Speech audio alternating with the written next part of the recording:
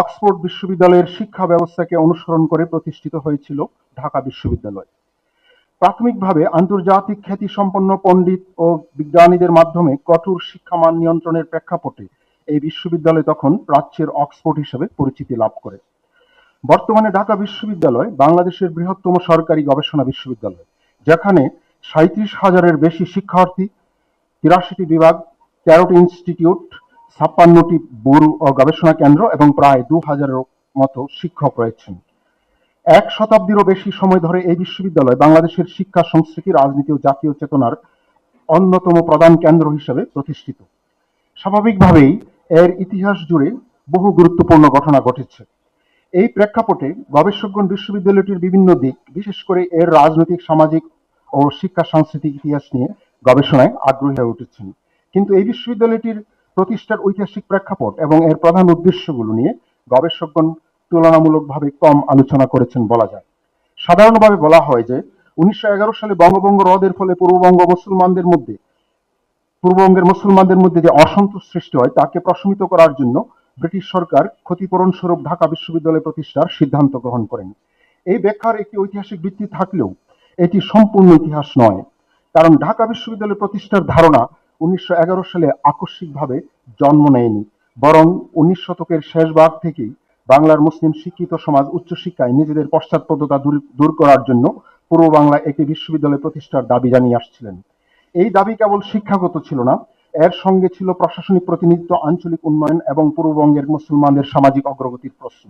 তাছাড়াও ঢাকা বিশ্ববিদ্যালয়ের অন্যতম উদ্দেশ্য ছিল বাংলার ঐতিহ্যবাহী মাদ্রাসা শিক্ষাকে একটি আধুনিক ও উচ্চমানের শিক্ষা কাঠামোতে রূপান্তর করা, যে বিষয়টিও গবেষকদের মধ্যে অনেকটা অনালোচিত বলা যায়। কিন্তু ঢাকা বিশ্ববিদ্যালয় প্রতিষ্ঠার ইতিহাসে এটি লক্ষণীয় যে ২০ শতকের শুরুতেই মুসলিম নেতৃত্বের দাবির মুখে ঔপনিবেশিক সরকার ঐতিহ্যবাহী মাদ্রাসাগুলোকে সংস্কারপূর্বক বিশ্ববিদ্যালয় শিক্ষার সঙ্গে যুক্ত করার পদক্ষেপ গ্রহণ করেন, যার ফলস্বরূপ ভারত উপমহাদেশে প্রথমবারের মতো মাদ্রাসা শিক্ষার একাংশ ১৯২১ সালে ঢাকা বিশ্ববিদ্যালয়ের পাঠ্যক্রমে অন্তর্ভুক্ত হওয়ার মাধ্যমে আধুনিক উচ্চশিক্ষায় পরিগণিত হয়।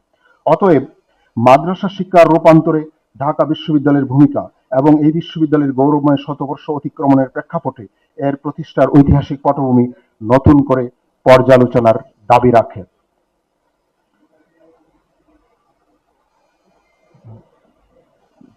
ব্রিটিশ সরকার ১৮৩৫ সালে এদেশে শিক্ষা বিস্তারের লক্ষ্যে মূলত উচ্চশিক্ষার নীতিকে গ্রহণ করেছিলেন, যা সমাজে প্রধানত উচ্চ শ্রেণীর মধ্যে সীমাবদ্ধ ছিল।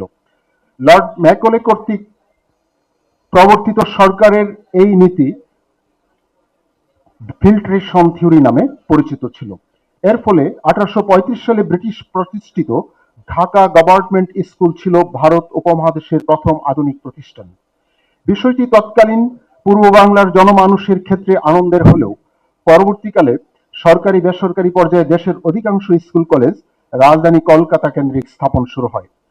১৮৫৩ সালের মধ্যে ১৪টি কলেজের পরিসংখ্যানে দেখা যায় একমাত্র ঢাকা কলেজ ব্যতীত ১৩টি কলেজই কলকাতা ও তার আশেপাশ অঞ্চলে প্রতিষ্ঠিত হয়েছে, যার ফলে পূর্ব বাংলার জনগণ আধুনিক উচ্চশিক্ষার ক্ষেত্রে যথেষ্ট পিছিয়ে পড়ে। বিশেষত এ অঞ্চলের জনসংখ্যার বৃহৎ অংশ মুসলমানদের পক্ষে ওই সকল প্রতিষ্ঠানের সঙ্গে সংযোগের সুযোগ ও আগ্রহ ছিল খুবই কম, কারণ অষ্টাদশ শতকের শেষ ভাগ ও ১৯ শতকের প্রথমার্ধে প্রধানত খ্রিস্টান মিশনারি ও দেশীয় হিন্দু সমাজ কর্তৃক প্রতিষ্ঠিত স্কুল কলেজগুলোতে নানা কারণে মুসলমানদের প্রবেশ ছিল না। তাছাড়াও কলকাতা নবজাগরণের কেন্দ্রবিন্দু হিন্দু কলেজ শুধুমাত্র উচ্চ বর্ণের হিন্দু শিক্ষার্থীদের জন্যই নির্ধারিত ছিল।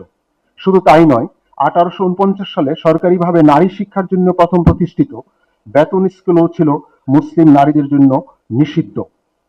তাছাড়াও ১৭৫৭ সালে মুসলিম রাজনৈতিক কর্তৃত্বের অবসান ঘটলে মুসলমানদের শাসন ক্ষমতারই শুধু পরিবর্তন ঘটেনি, তাদের অর্থনৈতিক, সামাজিক ও সাংস্কৃতিক ভিত্তিও তখন খুবই দুর্বল হয়ে পড়ে। তারা ফার্সির পরিবর্তে ইংরেজি ভাষা এবং নতুন শিক্ষানীতির সঙ্গে দ্রুত খাপ খাওয়াতে সক্ষম হয়নি। নতুন শিক্ষানীতিতে তাদের ঐতিহ্যগত মাদ্রাসা শিক্ষা সরকারের পৃষ্ঠপোষকতা থেকে বঞ্চিত হয়। এর ফলে ব্রিটিশ সরকারের প্রধান সহযোগী হিন্দু সমাজেই আধুনিক শিক্ষার দ্রুত প্রসার ঘটে এবং তাদের মধ্যে ১৯ শতকের মধ্যভাগে নবজাগরণের সূচনা হয়। প্রকৃতপক্ষে বিত্তহীন মুসলমানদের উচ্চশিক্ষা গ্রহণের সুযোগও ছিল সীমিত। এজন্য তাদের শিক্ষা মূলত তৎকালীন সময়ে প্রাথমিক স্তরেই সীমাবদ্ধ ছিল। এর প্রেক্ষিতে স্কটিশ মিশনারি উইলিয়াম অ্যাডাম তার রিপোর্টে